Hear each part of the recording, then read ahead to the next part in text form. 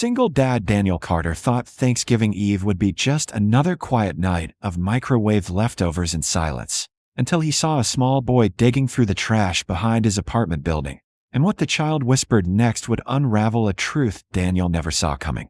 The November wind tore through Riverton Heights like a warning, sharp and unforgiving, as Daniel stepped out of his truck and pulled his coat tighter around his chest. It was 10:52 p.m., and the parking lot was nearly empty. Most families already inside warm homes preparing turkeys and pies for the next day's celebration. Daniel had never been fond of holidays since the accident. 4 years earlier, Thanksgiving had meant Emma dancing in the kitchen, flour on her cheek, laughing as their little girl Lily tried to help by sneaking bites of mashed potatoes. Now it meant working late shifts to avoid the quiet. He locked his truck and started toward the stairwell when something unusual caught his eye. Movement near the dumpster at the edge of the lot. At first, he assumed it was an animal, maybe a raccoon searching for scraps. But the figure stood up too straight, too small to be anything but human. Daniel slowed, squinting through the dim security light. A child, a little boy, thin and shivering, was standing on tiptoe, reaching into a garbage bin with determined concentration. Daniel's stomach dropped. The boy couldn't have been older than 8. He wore a gray hoodie that was at least 2 sizes too big and sneakers with the soles peeling away at the toes. His fingers were red from the cold as he pulled out a plastic container, inspecting it carefully before scraping the inside with his bare hand. Daniel felt something inside him tighten. Not pity, not exactly, something deeper, something that had been dormant for years. He took a step forward. "Hey," he called softly, careful not to startle him. The boy jerked around instantly, eyes wide with panic, clutching the container to his chest like it was treasure. For a split second, Daniel saw pure survival in those eyes, the kind that didn't belong in a child's face. "It's okay," Daniel added quickly, lifting his hand slightly. "I'm not mad. I just saw you over here." The boy didn't respond. His jaw clenched. He looked ready to run. Daniel's voice softened even more. "Are you looking for food?" A pause. Then, barely audible, "Yes." That single word hit harder than any accusation. No child should be searching through garbage on Thanksgiving Eve. "What's your name?" Daniel asked gently, stepping a little closer but keeping his distance. The boy hesitated, studying him carefully, as if weighing whether this man was danger or safety. "Eli," he finally said. "Eli," Daniel repeated, the name settling somewhere deep in his chest. "That's a strong name." The boy's gaze flickered, uncertain. "Where are your parents, Eli?" Daniel asked quietly. The change in the boy's expression was immediate.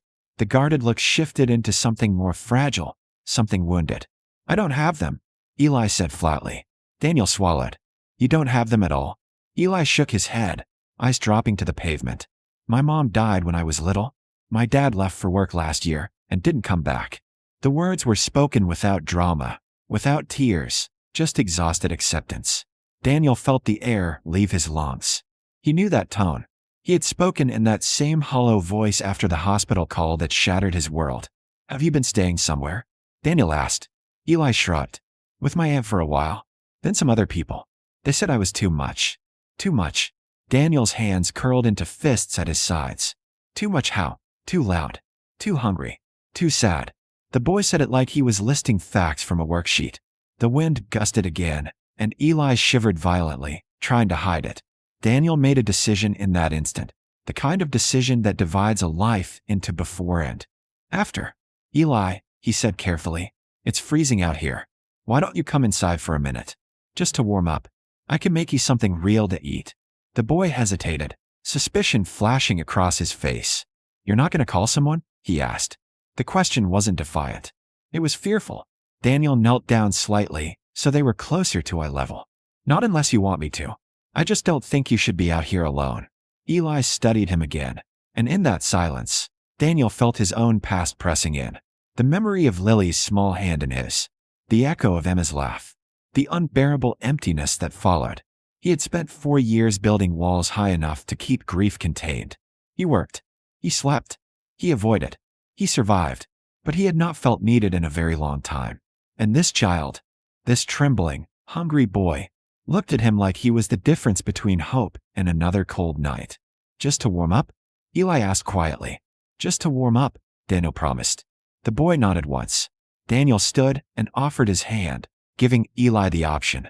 After a brief pause, small fingers slipped into his. They were ice cold. As they walked toward the apartment building, Daniel's mind raced. Who was this child really? How had he slipped through every safety net? And why did something about him feel strangely familiar? Inside the stairwell, warmth wrapped around them. Eli visibly relaxed, just a little. When's the last time you ate? Daniel asked. Yesterday morning, Eli replied. Daniel's chest tightened painfully. He unlocked his apartment door, stepping aside to let the boy enter first. The space was modest, quiet, orderly, a place that hadn't heard children's laughter in years. Eli stood near the doorway, unsure. Daniel moved toward the kitchen. Turkey sandwich okay? He asked gently. For the first time, a flicker of something like hope crossed the boy's face. Yeah, he whispered. And as Daniel pulled bread from the cabinet and turned on the stove light, he had no idea that the truth this boy carried, the truth about his last name, about his missing father, was about to shake the foundation of everything Daniel thought he had left. The little boy sitting at Daniel Carter's kitchen table wasn't just cold and hungry. He was carrying a secret that was about to rip open a chapter of Daniel's life he thought had been closed forever. Eli ate like someone who had learned not to trust abundance, small careful bites at first, eyes flicking up every few seconds as if waiting for the plate to be taken away. Daniel pretended not to notice, leaning casually against the counter while warming up leftover soup. There's more if you want it, he said gently. Eli nodded but didn't speed up. That restraint, that quiet calculation, told Daniel more than words ever could. After a few minutes, the color began returning to the boy's face. The heat inside the apartment wrapped around him like unfamiliar comfort. Daniel slid the bowl of soup in front of him. So, he said carefully, choosing his tone the way one might handle fragile glass. You said your dad left for work and didn't come back. What kind of work did he do? Eli swallowed. Construction. Sometimes out of state. Daniel felt a strange chill crawl up his spine. What was his name? He asked, keeping his voice steady. Eli hesitated for the first time since coming inside. He looked down at the table, tracing a scratch in the wood with his finger. Michael Carter. The spoon in Daniel's hand clattered against the counter. For a moment, he thought he had misheard. What did you say? He asked, barely above a whisper. Michael Carter. Eli repeated, eyes lifting cautiously. That's my dad. The room seemed to shrink. Michael Carter, Daniel's younger brother. Missing for 11 months. Gone without explanation after taking a temporary contract job out of state. Daniel's parents had filed missing person reports. There had been search efforts, rumors, dead ends, and eventually, silence. How old are you, Eli? Daniel asked, his heart pounding so loudly he was sure the boy could hear it. 8. The math hit instantly. 8 years ago, Michael had briefly dated a woman Daniel barely met. The relationship had ended abruptly. Michael had always been restless, drifting from job to job, city to city. He hadn't mentioned a child. Not once. Daniel pulled out a chair and sat down slowly across from the boy. Eli, where were you born? Aurora, he answered. That sealed it. That was where Michael had been living at the time. Daniel's hands trembled slightly as memories surfaced. Michael's crooked grin, his impulsive decisions, his tendency to run from responsibility. But he had never believed his brother capable of abandoning a child. Do you have anything with you? Daniel asked gently. Like papers? Pictures? Eli nodded and slid off the chair, reaching into the oversized hoodie pocket. He pulled out a crumpled photograph, folded so many times it was nearly torn in half. He placed it carefully on the table. Daniel picked it up. The image was faded but unmistakable. Michael, younger and thinner, smiling at the camera. In his arms was a toddler with gray eyes and dark hair. Eli. Daniel felt the air leave his lungs. This wasn't coincidence. This wasn't resemblance. This was blood.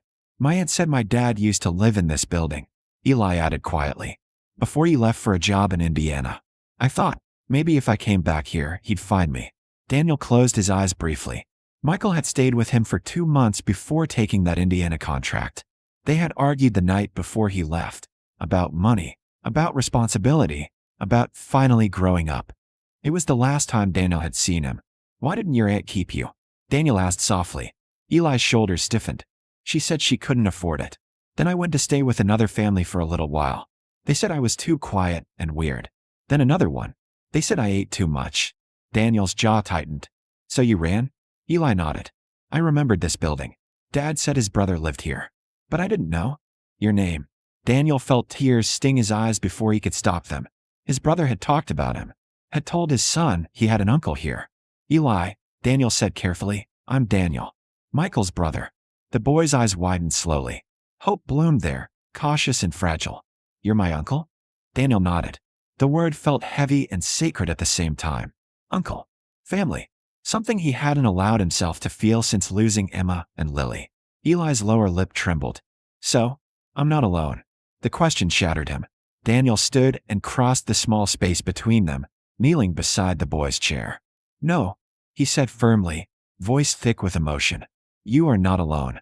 Eli stared at him like he was trying to memorize his face. Are you going to send me away?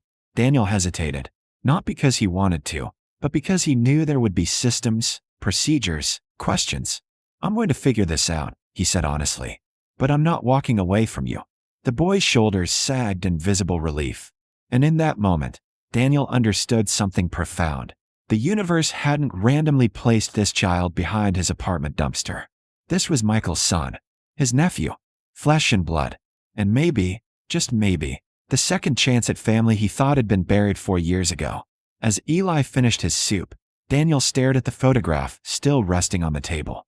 His brother's smile stared back at him like a ghost. Where was Michael? Why hadn't he come home? Was he gone by choice or by tragedy? The questions churned violently, but one truth stood solid and undeniable. The hungry boy who had been digging through trash wasn't a stranger. He was family, and Daniel knew with absolute certainty, whatever it took, however complicated it became, he would not fail this child the way the world already had. The boy Daniel found searching through trash on Thanksgiving Eve wasn't just his nephew. He was about to become the reason Daniel finally started living again. The night stretched long after Eli fell asleep on the couch, curled under a thick blanket with one hand still clutching the edge as if it might disappear. Daniel sat in the dim glow of the kitchen light, staring at the crumpled photograph of Michael and the toddler version of Eli. His younger brother's grin felt like a message from another lifetime. Questions pounded in his head. Where was Michael? Had something happened to him? Or had he truly walked away? But one thing was certain. Whatever answers were out there, Eli did not deserve to keep paying the price for them. At 6:30 a.m., Daniel made the first call, Child Protective Services. His voice was steady, clear, determined. He explained everything. The dumpster, the photo, the name, the connection. By noon, a caseworker was sitting at his small dining table while Eli watched cautiously from the hallway. There were questions, documents, background checks, DNA testing. Daniel answered all of it without hesitation. When the caseworker asked, "Are you prepared for what this responsibility means?" Daniel didn't even blink. "I lost my wife and my daughter 4 years ago," he said quietly. "I know what loss feels like. I'm not letting this child feel it again if I can help it." The weeks that followed were exhausting. There were interviews with social workers, home inspections, financial evaluations, and long conversations about Michael's disappearance. Police reopened the missing persons file.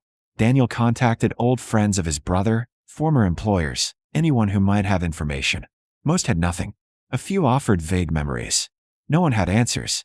Through it all, Eli remained in temporary kinship placement with Daniel. At first, the boy moved through the apartment like a guest afraid of overstaying. He asked permission to use the bathroom. He apologized for finishing his food. He flinched at loud noises. One night, Daniel found packets of crackers hidden under Eli's pillow. Instead of scolding him, Daniel gently placed them back in the kitchen cabinet and said, "You don't have to save food here. It's not going anywhere." Healing wasn't instant. It came in small victories. The first time Eli laughed at one of Daniel's terrible dad jokes. The first time he fell asleep without the hallway light on. The first time he brought home a drawing from school labeled "My House," with 2 stick figures standing in front of it. Meanwhile, the legal process moved forward. DNA confirmed what Daniel already knew in his heart. Eli was Michael Carter's son. The court hearings were tense, but hopeful. Daniel's parents supported the adoption. The caseworker reported a stable home environment. Teachers noted improvement in Eli's behavior and confidence. Still, the judge wanted to be certain. "Mr. Carter," she said during the final hearing, Raising a child who has experienced abandonment and instability requires long-term emotional commitment. Are you prepared for that? Daniel glanced down at Eli sitting beside him in an oversized sweater. I'm not prepared because I'm perfect, he replied. I'm prepared because I choose him. Every day. The courtroom fell silent. When the judge turned to Eli and asked if he felt safe, the boy nodded firmly. He keeps his promises, Eli said simply. That was the moment Daniel felt it. Not hope, not fear, but something solid. Purpose. When the gavel finally came down approving permanent guardianship with intent to adopt, Daniel exhaled a breath he felt like he'd been holding for 4 years. Outside the courthouse, Eli looked up at him, eyes shining. Does this mean I get to stay? Daniel crouched down, placing his hands on the boy's shoulders. It means you're home. The following Thanksgiving was nothing like the year before. The apartment smelled like roasted turkey and cinnamon. Construction. Paper decorations covered the walls, slightly crooked, entirely perfect. Daniel wasn't avoiding the holiday anymore. He was cooking for it. Eli stood on a chair beside him in the kitchen, carefully stirring gravy with intense concentration. Uncle Daniel, he said quietly. Daniel smiled. Yeah, buddy. Eli hesitated. If it's okay, can I call you Dad now? The word hit Daniel straight in the chest. He had thought he'd buried that title with Emma and Lily. Thought it belonged to a life that ended on a rainy highway. But here it was again, not replacing the past, just expanding the future. His voice cracked slightly as he answered. Yeah, he said softly. You can call me Dad. Eli wrapped his arms around him, squeezing tight. Daniel closed his eyes and held on just as tightly. Later that evening, as they sat at the small dining table, Eli bowed his head and whispered something Daniel barely caught. Thanks for finding me. Daniel felt tears sting his eyes. No, he corrected gently. Thank you for coming back. Because that was the truth that had stunned him that Thanksgiving Eve. He thought he was rescuing a hungry boy behind a dumpster. Instead, he had been handed a second chance at family, at love, at being needed. The pain of losing Emma and Lily would never disappear, but it no longer defined the entire story. There was laughter in the apartment again. There were school projects on the fridge. There was someone calling him Dad from the other room. And sometimes, late at night, Daniel would look at the old photograph of Michael and silently promise his missing brother one thing. Your son is safe. Because on the coldest night of the year, when he could have walked past and minded his own business, Daniel Carter chose to stop. He chose to care. He chose to stay. And that choice rebuilt a family from the broken pieces of 2 shattered lives.